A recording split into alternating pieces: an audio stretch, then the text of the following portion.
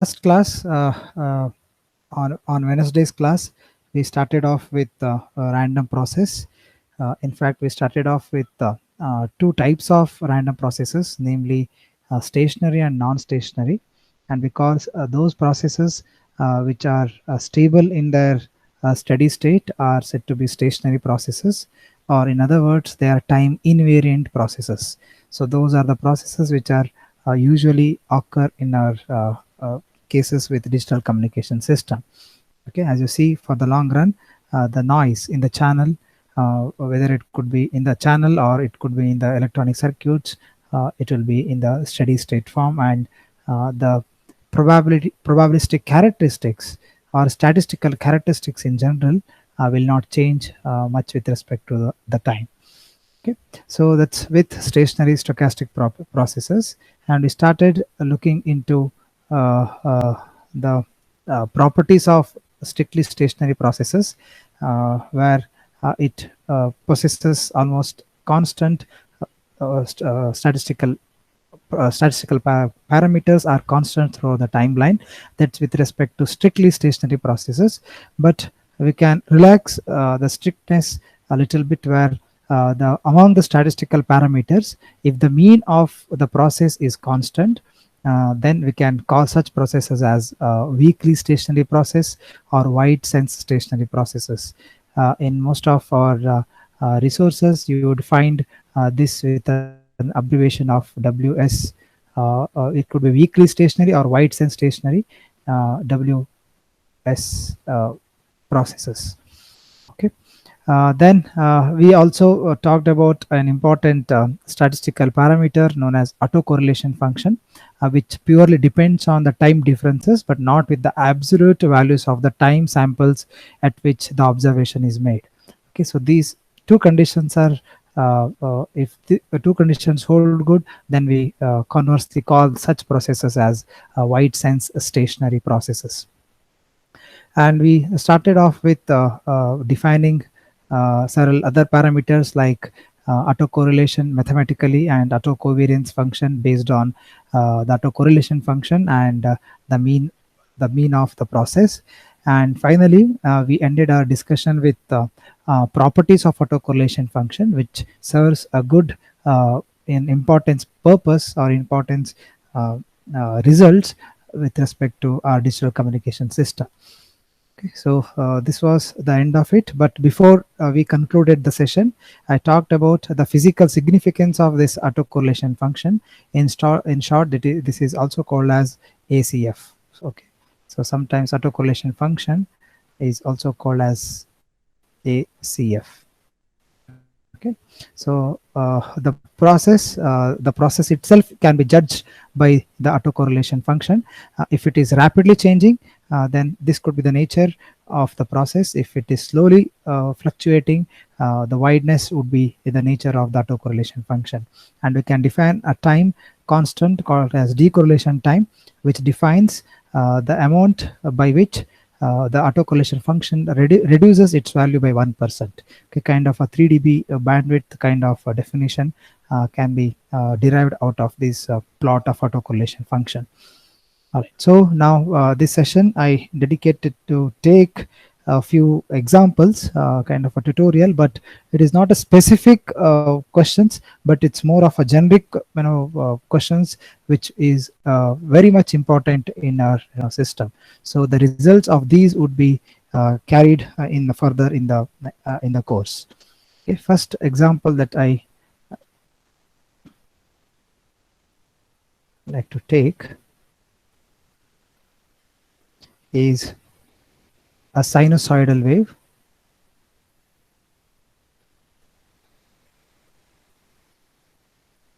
with random phase. Okay, so this is a random process where the wave is sinusoidal, but whose argument is a phase varies randomly. So I can mathematically represent such random process as x of t with a as amplitude cos 2 pi fct plus theta. Okay, Okay, so theta is the capital theta, which is the random parameter in the function. I mean, if it's a random process, cos of 2 pi fct plus theta is a derived version of this random process, where a and fc are constant and theta, as I told, is a random phase. So this kind of processes may generally be occur in receiver systems of communication systems, where if a PLL is implemented to demodulate your frequency modulated wave, as we have seen, we need a block of a locally generation of the carrier, so which is actually represents or tries to mimic the carrier which is used in the transmitter.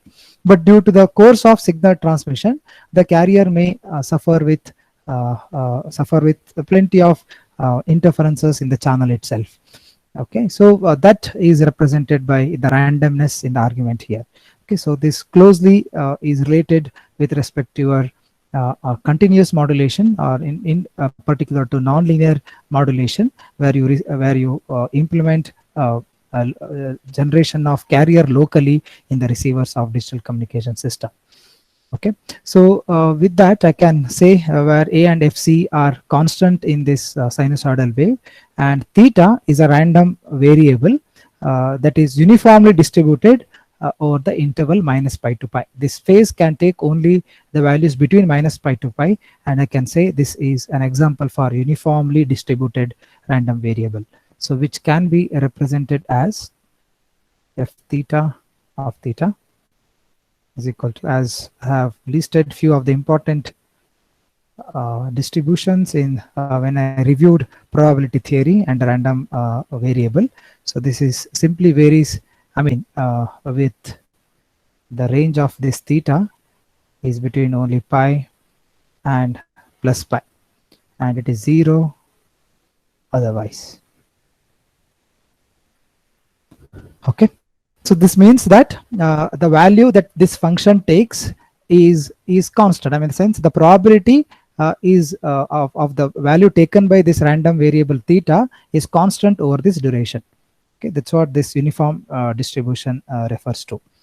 Okay, okay, and as you know, this theta, the small theta, corresponds to a point. Since it's a random variable, it corresponds to a point in the sample space, which is represented by this stochastic process x of t. Now our job is to have taken this example to find out the autocorrelation function of this random process. If I try to find out the autocorrelation function, say the autocorrelation function of this x of t, which we have mathematically represented as rxx of tau, okay, which is nothing but mathematically it is expectation of the process with itself but taken at tau seconds apart. Okay, that's what autocorrelation function is defined as. It's a correlation of the random process with itself, but the samples are taken at tau seconds apart. Okay, so if I substitute x of t plus tau in the x of t random process, I can write this as a. This is x of t plus tau. I have to replace t with t plus tau here, so this will simply become cos 2 pi fc t plus 2 pi fc tau, okay, plus theta into x of t, the same function, and it is multiplied with a here, so I can take a squared cos 2 pi fc t plus theta. Okay, so this is the mathematical definition of autocorrelation function. Right. So we can simplify this further by applying your basic trigonometric rule of cos A into cos B. So if I do that, the first term will be a square by 2, expectation of the first term, so half of cos A plus B. So A plus B would be sum of the arguments, so this will be 4 pi fct plus 2 pi fc tau plus twice of theta. That's a plus b part. Then similarly I will have the second term in this trigonometric expansion, which will be expectation of, I have divided expectation also with the linearity rule. So this will be simply the difference of the argument. So difference of the argument will be simply 2 pi fc tau. Okay, so with that I can calculate the expectation of individual terms as by the definition a square by 2, expectation of any random process I can define as minus infinity to infinity, but I know this varies only between minus pi to pi. Theta times f theta of theta, in the sense the same value. Okay, so the same value I can write the same value. This is the variable 2 pi fc tau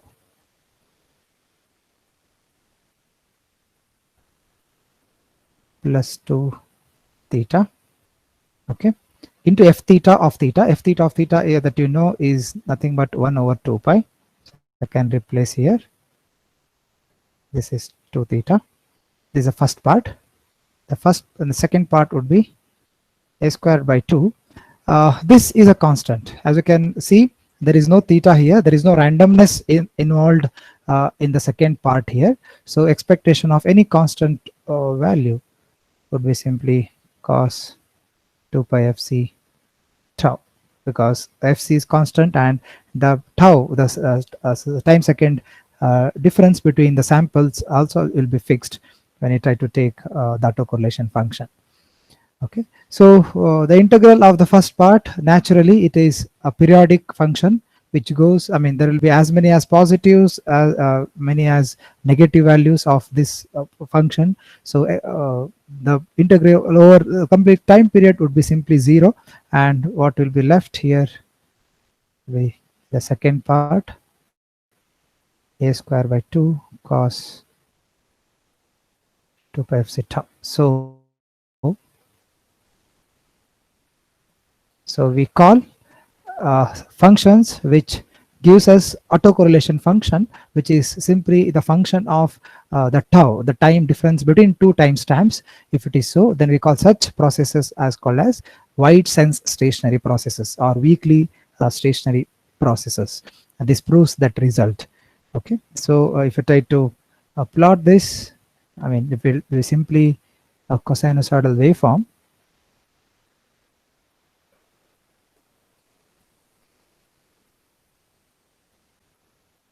Okay, if I try to plot this Rxx of tau,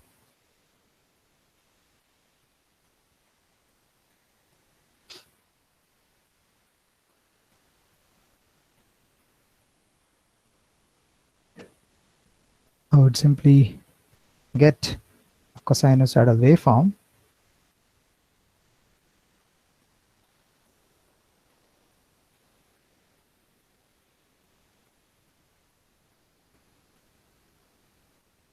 And so on. If I take from minus infinity to infinity, it can go in the negative time scale as well. So this would be the nature of your autocorrelation function. Okay, so this is your time scale tau. Okay, and here it's your amplitude, which is your a square by 2, and 1 over fc that you have taken is the period itself. So on the time scale, this is 1 over fc. Okay, that's how you can say the autocorrelation function of a cosinusoidal waveform, or the carrier which is generated locally at the receiver of the digital communication system, or any analog communication system, would be again a cosinusoidal waveform, where tau is your local variable tau and t is your global variable t. Okay, so that's is the difference between t and tau, the timestamps that represents with the two variables here. Okay, so I believe this is one of the simplest examples. I hope that there will be no questions on this. Okay, so let me continue with next example. Okay, these two serves important examples in our communication system. That's the reason I have taken a random binary wave. If the example 1 was with respect to analog communication system, example 2 could be an example for digital communication system where the source continuously randomly throws the binary values in bits, zeros and ones. So if such waveforms are transmitted from the source, how would be the autocorrelation function or the statistical parameters of such random processes be evaluated. Okay, so with this random binary wave, we should be very clear about what kind of binary wave that we are talking about. So let me take a few minutes to list down some of the properties or some of the inherent um, uh, uh, inherent properties of this random binary wave with which we will be able to apply our mathematical knowledge. With the random process x of t, which generates this random binary wave, it takes only two values. One is plus a and another as minus a.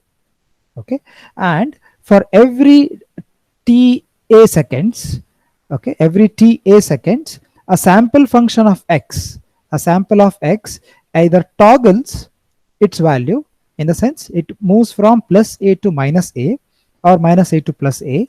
So for every ta seconds of timestamp, it toggles its value or it remains the same.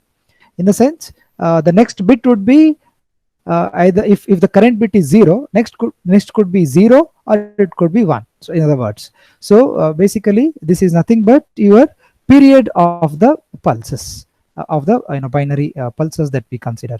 Okay, so this ta is a constant. So this is a ta is a positive constant, and this will be known to us in priori.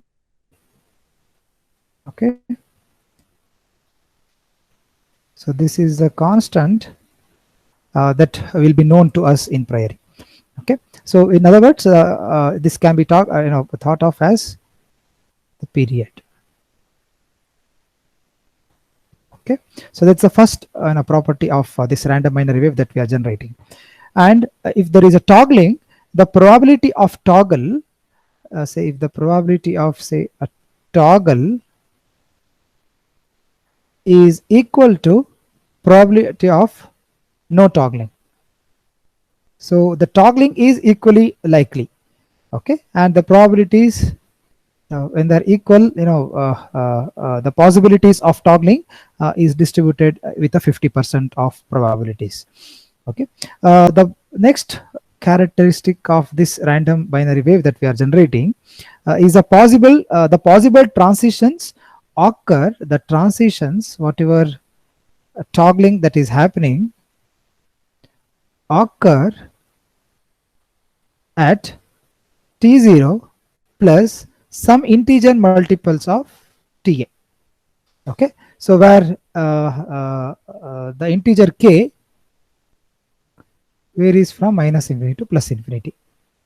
Okay, this also serves another similar relation of the first point that we had told, that the period of this binary wave is ta, and hence the toggling must, or the transitions must occur at integer multiples of this period ta. Okay, so that's the next condition with which we are generating this random binary wave. So this are the given set of conditions for the algorithm.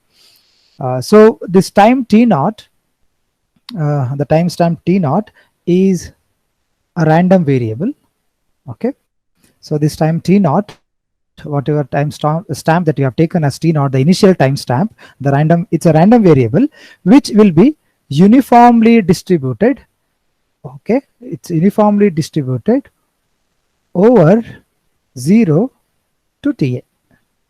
Okay, in the sense the origin of this process is random, and hence we can say this random binary wave is an asynchronous random process. Okay, because we are not synced with any time. So it's a kind of randomly it is generating from the source whose origin is unknown to us. So whose origin is completely random in nature, but the random the origin will definitely lie between 0 and ta, which is a period of the binary pulse. Okay, so this is another condition that is given to us. Okay, the and another thing, the fifth point, otherwise I can say, starting from t is equal to t naught, sample functions are constant over intervals of length ta. In the sense, in between ta, we will not see any toggling. Okay, so no toggling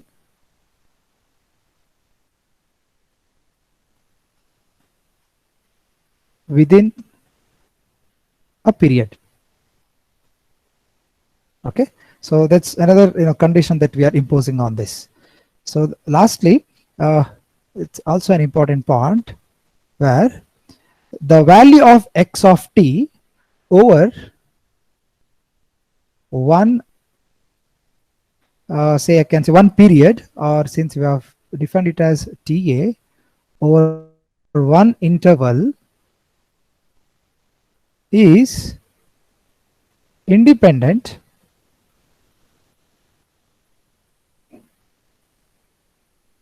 of its value, I can say independent with value,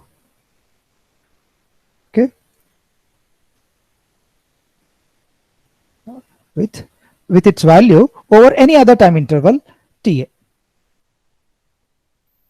over any other ta interval. In the sense, if there are 2 points taken, if there are 2 random variables taken, if those 2 random variables taken in the process, if they are apart from each other more than ta interval, then those 2 values are independent of each other. Okay, this is an important property of this random binary wave that we are generating from the source end. This is very important because we'll be utilizing all these properties in order to find out our autocorrelation function, or which is a statistical characteristic of this random process. Okay, so if I try to draw a random binary wave, which is just a pulse,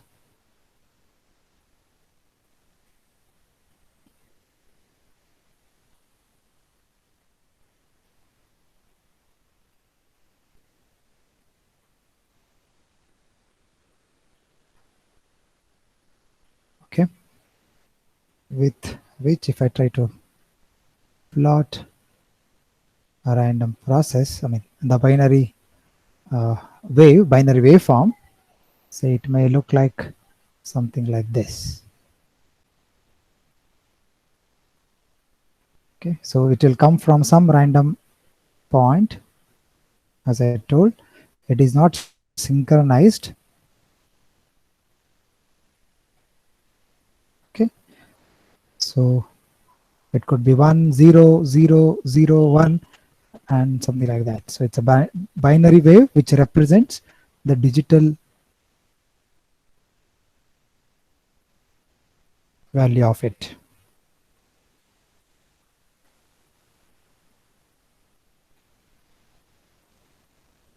Okay, so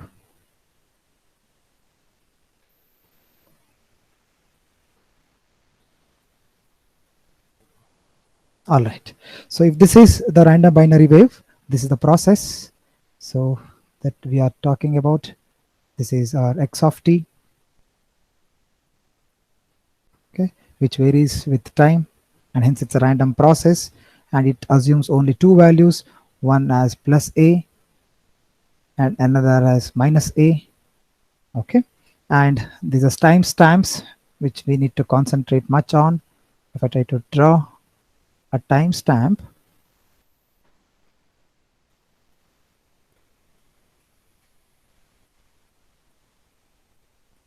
okay, the timestamps here are, this is your 0, this is origin, this is a timestamp where we consider our reference as t naught, and there's somewhere here I can say there is t naught plus ta, and the difference between this t naught plus and t naught plus ta is 1 a pulse duration, which is Ta, which is the period itself.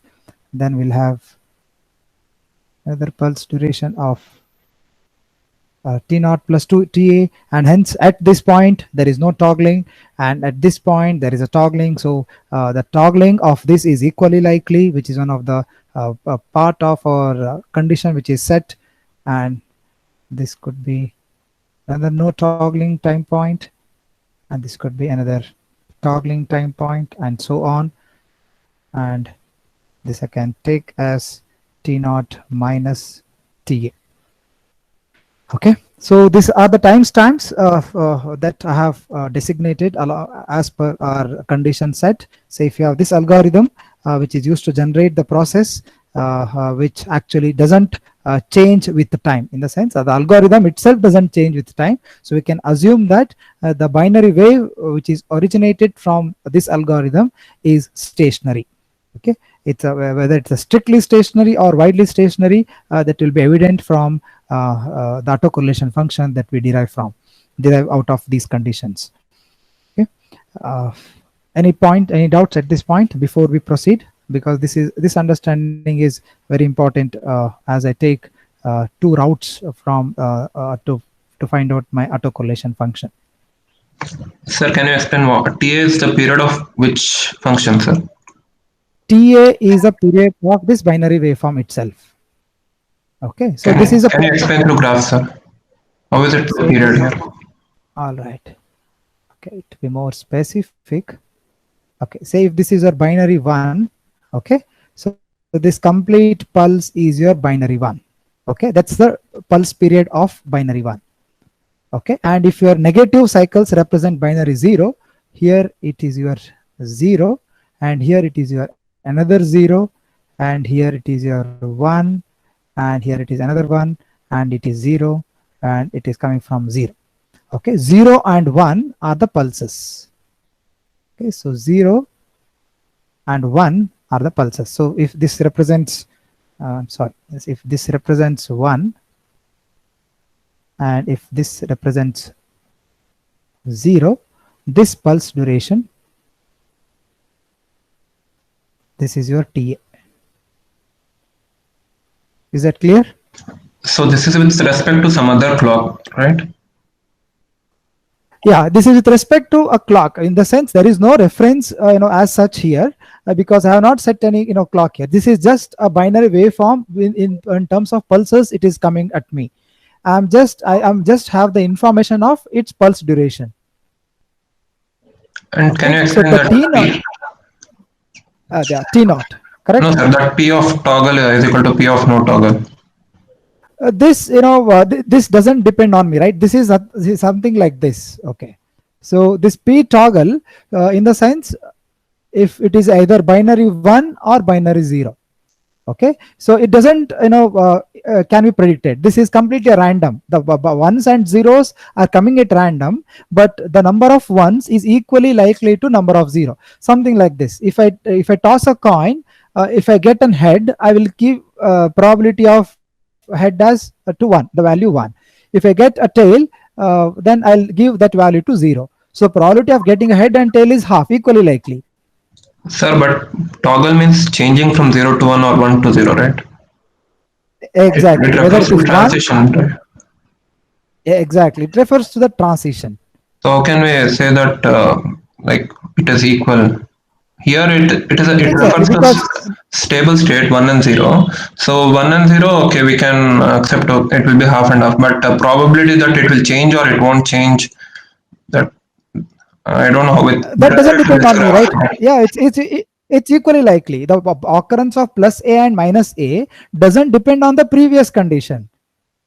It means that.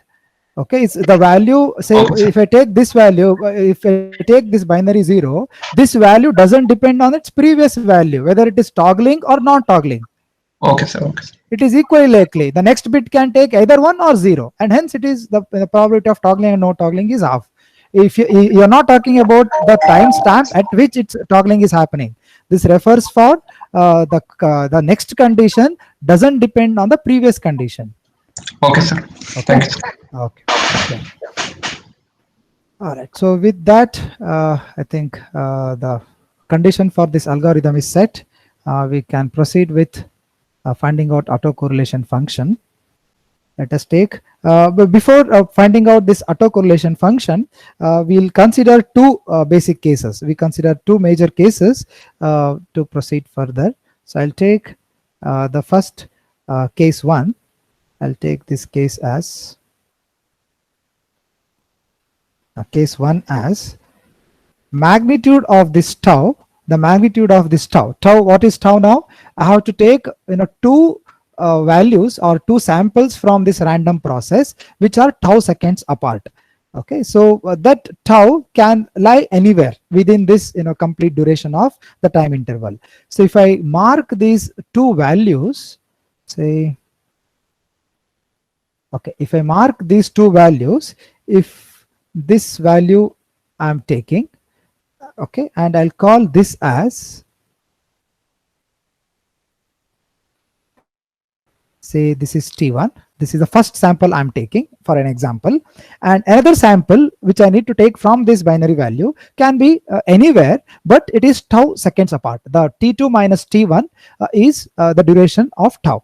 Okay, this T2, instead of calling it as T2, I'll take it as T1 plus tau, which is another timestamp, which can be here. We'll take all the conditions, but just for sake of mathematical clarity, I'll take two timestamps at like this. So let us say this as T1 plus tau.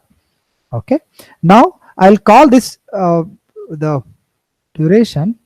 Sorry, this duration of T1 plus tau. Obviously, these are tau seconds apart. This tau can be either be positive or could be negative. Okay, so in the sense, if my T1 plus tau is greater than T1, obviously tau is positive. If T1 plus tau is less than T1, if I interchange this point, so if I call this as T1 plus tau and if I call this as T1, so tau would be obviously negative in its value. So it depends on the two cases that we consider. But before proceeding that to that that case, which I'll explain in short amount of time. But the first case by which I mean the magnitude of this tau is greater than its time period Ta. If this tau is greater than the two samples which I have considered, the two samples, if they are taken at such points where they are separated more than the bit periods itself, then what would be their correlation? Can anybody give me the answer? So this means that the times T1 and T1 plus tau, these two can't be in the same Ta interval. If I take two such points which are farther apart from the period itself, we have set the condition in our in our algorithm itself that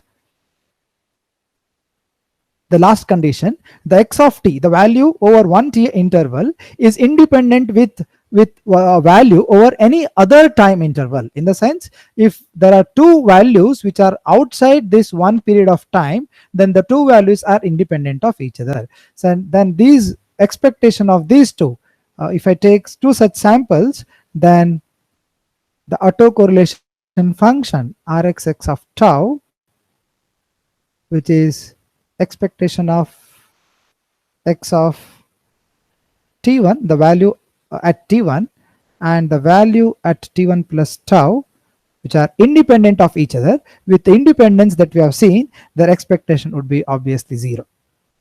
Okay, so the first case which comes with an independence condition that we have set. Okay, the next case that will take the other way around, then obviously for the non-zero value, this tau should be less than Ta.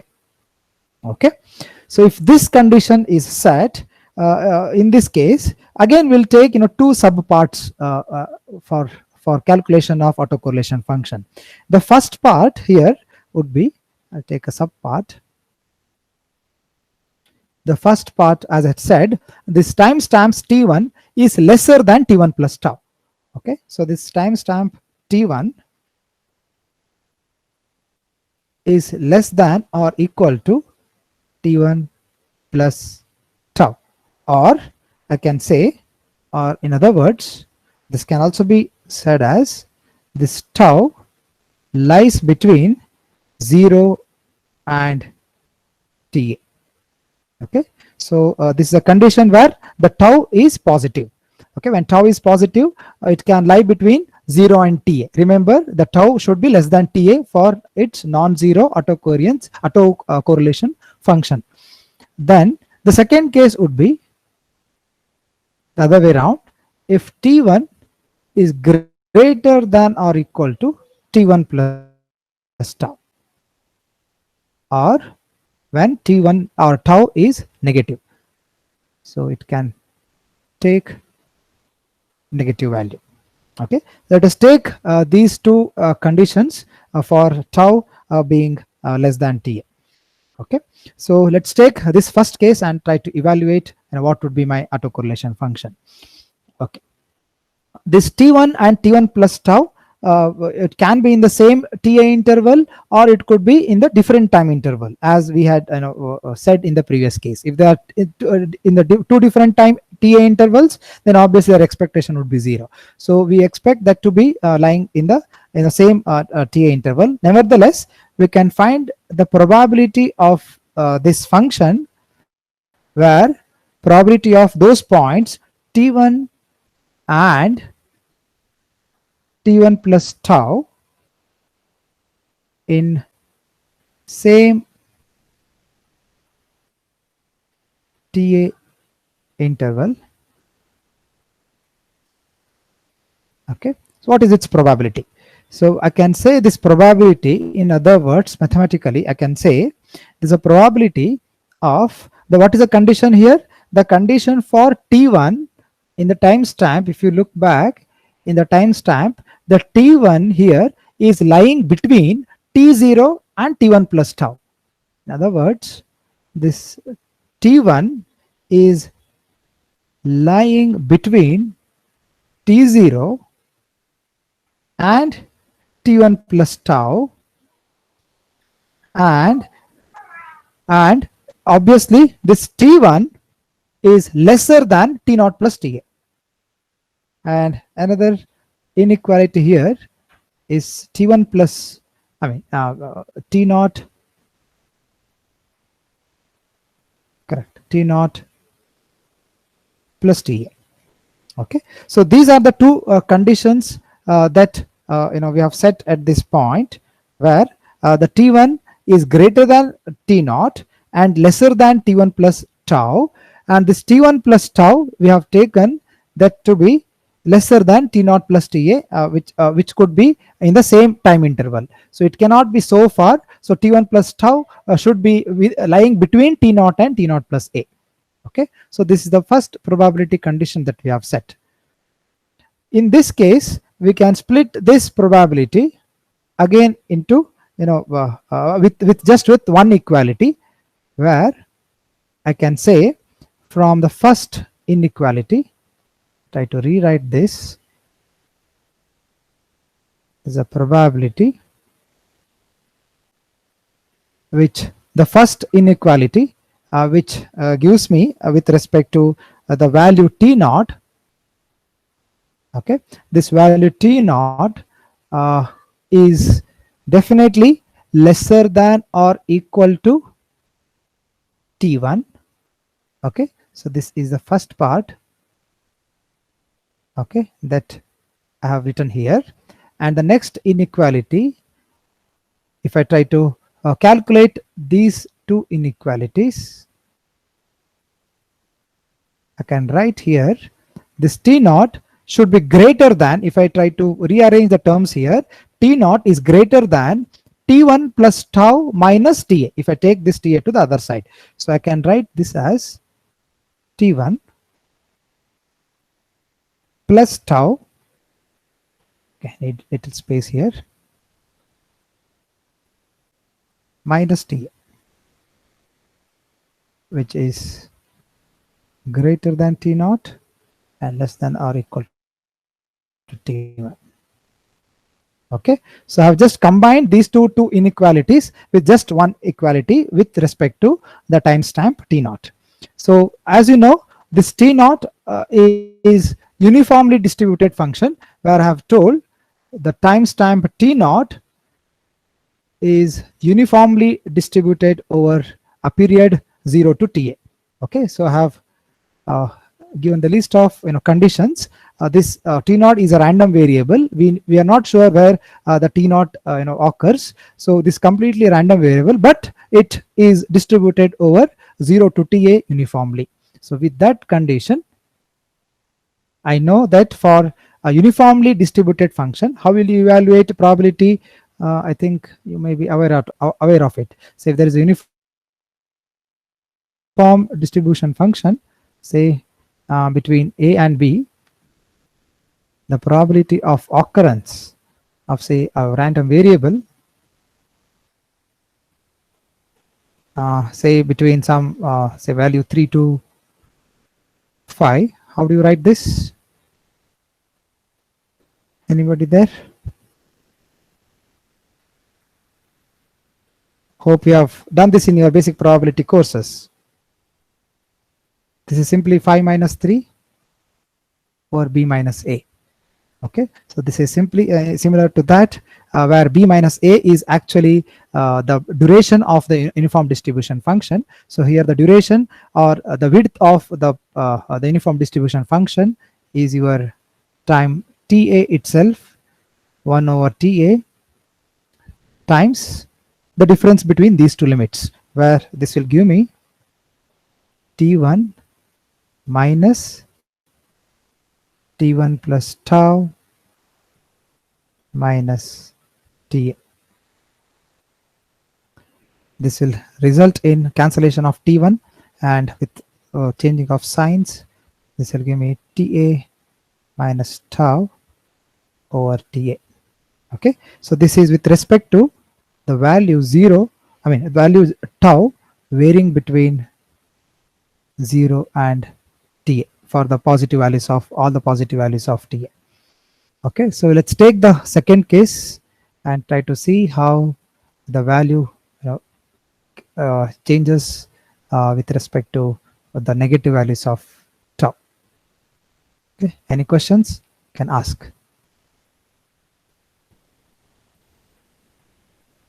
Okay, so similar to the previous case with positive values, the negative values will be very similar to that. Only thing is now I have to interchange t1 and t1 plus tau. So in places of t1, I should replace t1 plus tau. In places of t1 plus tau, I should replace the value with t1. That's all I'm going to do to evaluate the second case. Okay, so similarly with the flow of the previous case, okay, the probability of having t1 and t1 plus tau, probability of having t1 and t1 plus tau in same ta interval. Okay, so this could be, as I told, I'll just replace t1 with t1 plus tau. So in this inequality, everything will be same. T naught, t1 will be t1 plus tau, t1 plus tau would be t1, and rest everything is same. Okay, so again converting these two inequalities into one, I can succinctly write this as with respect to timestamp t naught. Okay, t naught from here, it is lesser than or equal to t1 plus tau. That's the first inequality. It's a maximum value. Okay, and this T naught is greater than, so if I try to rearrange the terms with respect to the second inequality, so TA will go to the other side. So on the left hand side, I will get this as T1 minus TA. Okay, so again it is an uniform distribution function, so I can take, by the definition of uniform distribution function, the probability of the random variable T naught. Okay, so I can just write here, because T naught is uniform distribution function. Okay, here also the T naught is uniform distribution function. So B minus A here is TA, and subtraction of the two limits, which is 2 T1 plus tau minus T1 minus TA, will give me 1 over TA, and cancellation of T1 will happen. So I can simply write this as, like previous case, I can write this as TA minus of minus, it's plus TA plus tau over TA. Okay, this is with the case for tau taking negative values greater than minus TA less than or equal to 0. Okay, so we can combine these two values with which we have arrived the case 2, which is giving you a non-zero probability of occurrence of these. Okay, so we can write this as, if I combine these two, the probability of T1 and T1 plus tau in same time interval, in same TA interval. Okay, is nothing but, how I can write this, TA, this is plus and this is minus, so I can simply write this as magnitude of tau. So whenever tau is negative, we'll replace with minus tau, and that will be TA plus tau divided by TA. Okay, so this is with respect to magnitude of tau less than TA. Okay, so this is, combination of these two cases can be written in a single statement like this. Okay, now we are not yet done. Remember, we are in the process of finding out autocorrelation function, but we have just arrived at the probability of this. Okay, so now we have to actually multiply with the values of x of T1 and x of T1 plus tau, because the autocorrelation function Rxx of tau is expectation of the random variable taken at T1 and the random variable taken at T1 plus tau. Okay, now we need to find out what are the values that will be taken by this. So there will be three cases which are possible. So one is, if you take the samples of T1 and T1 plus tau in the same time interval, it could be, as you know, in the same time interval, the values cannot toggle. You cannot have toggling of the values, whether it is plus A or minus A, within the same time period. Say for T within the time period TA, it cannot toggle. So if I take two such samples in the same time period, it will be either plus A and plus A, or it will be minus A and minus A. So in both of the cases, the product of those two values would be simply A square. So A square times the probability of T1 and T1 plus tau in same TA interval. Okay, so that's the first chance, or the first kind of product that you may have. The second kind of product that you may have, if T1 and T1 plus tau are in different time intervals, but they are apart from each other within TA interval.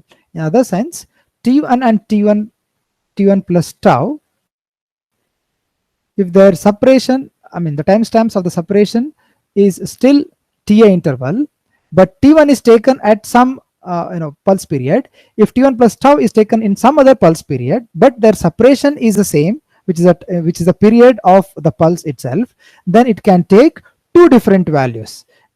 If it's in the since the occurrence of positive and negative is equally likely, the product could be either plus A into minus A, or it could be plus A into plus A, or it could be minus A into minus A, or minus A into plus A.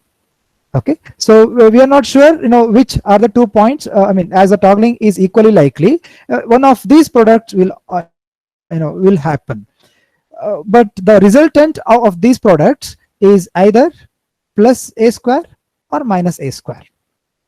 Okay, and hence there are only two products that will happen, whether it is plus A square or minus A square. So if I take or split that into two parts, one will be plus A square, which is with respect to probability of T1 and T1 plus tau in different TA intervals.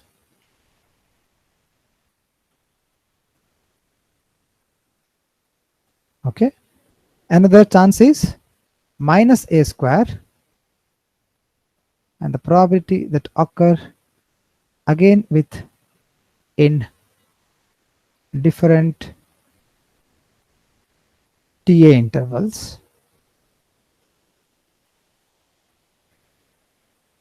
Okay, so if I try to combine all those three values, the autocorrelation function Rxx of tau would be simply A square, because this is a probability which is same as this probability, which is equally likely, and hence these two will cancel with each other, and that remains ultimately is the just first term, which is A square times probability of T1 and T1 plus tau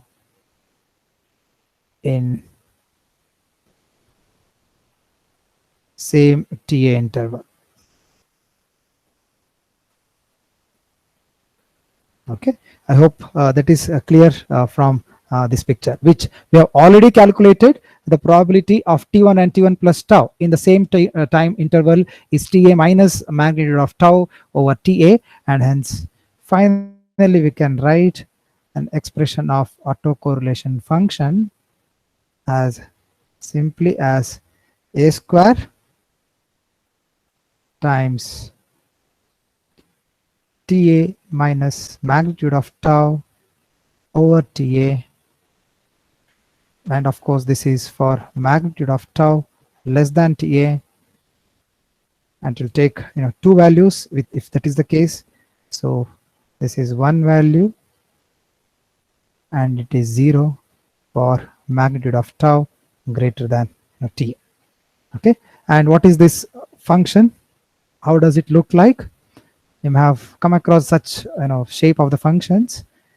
If I try to plot that function, it will look something like this. Okay, this is your tau x-axis, and the autocorrelation function being the y-axis. Okay, the autocorrelation function of a random binary wave, you should remember this shape, which will be utilized in our course. It's nothing but a triangular waveform. Okay, it will look something like this, where the time stamps here, this is your TA and this is your minus TA, and of course the y-axis is Rxx of tau, and the magnitude, the peak, is A square. So it obeys all the properties of your autocorrelation function, where Rxx of 0 at time stamp 0 is its peak value. So the peak value of autocorrelation function occurs at tau is equal to 0, and for all other values, the values with respect to tau is equal to 0 is lesser than that. Okay, so I think I have a question on the chart window. I'll try to see that. Okay, so what about tau greater than Ta? Okay, so tau greater than T, already written there, because the 2 points which will be apart from each other greater than a time period, as we have known that the values at 2 time instances greater than a time period are independent of each other. So the expectation of those two would be 0. Okay, so this is the case with respect to the interval tau falling within a time duration of Ta.